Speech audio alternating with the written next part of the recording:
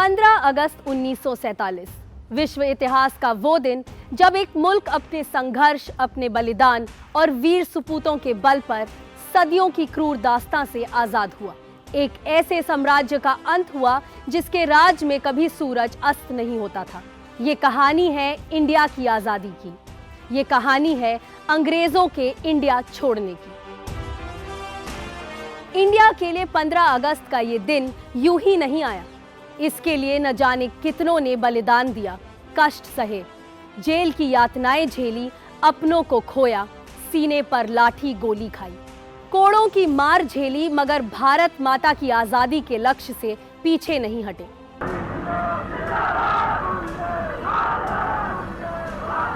दरअसल आधी दुनिया पर हुकूमत करने वाले अंग्रेजों की क्रूरता पर हिंदुस्तान का साहस भारी पड़ रहा था, और ये साहस इसलिए भारी पड़ा कि तमाम कोशिशों के बावजूद इंडिया बटा नहीं और एकजुट होकर अंग्रेज हुकूमत से लड़ाई लड़ी और आजादी हासिल की।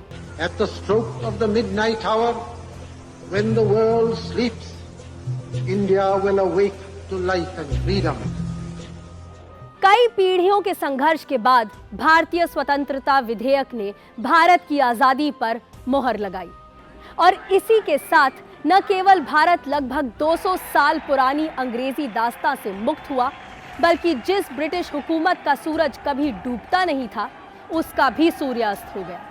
आजादी तो मिल गई थी, मगर विभाजन की पीड़ा के साथ। ऐसे में इस आजादी का मतलब समझना जरूरी है, ताकि फिर कोई जिन्ना या सावरकर नफरत के नाम पर इंडिया को बांट ना सके। ये याद रखना जरूरी है कि इस आजादी का मतलब है लोगों की सरकार, लोगों का अपना शासन और लोगों के अपने अधिकार।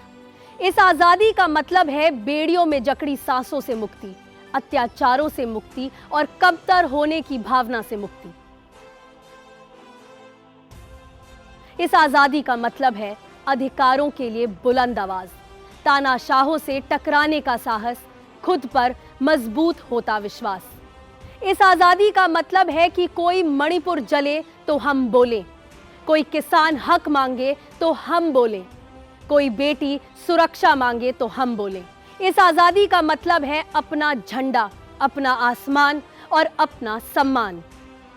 इस आजादी का मतलब है संघर्ष की सफलता, बलिदानों का प्रतिफल और इंतजार की जीत। इस आजादी का मतलब है कि हम किसी की सत्ता के लिए उसकी नफरत का मोहरा ना बने। तभी आधुनिक भारत की वो नींव मजबूत होगी, तभी उम्मीदों के उस सूरज में नई चमक आएगी।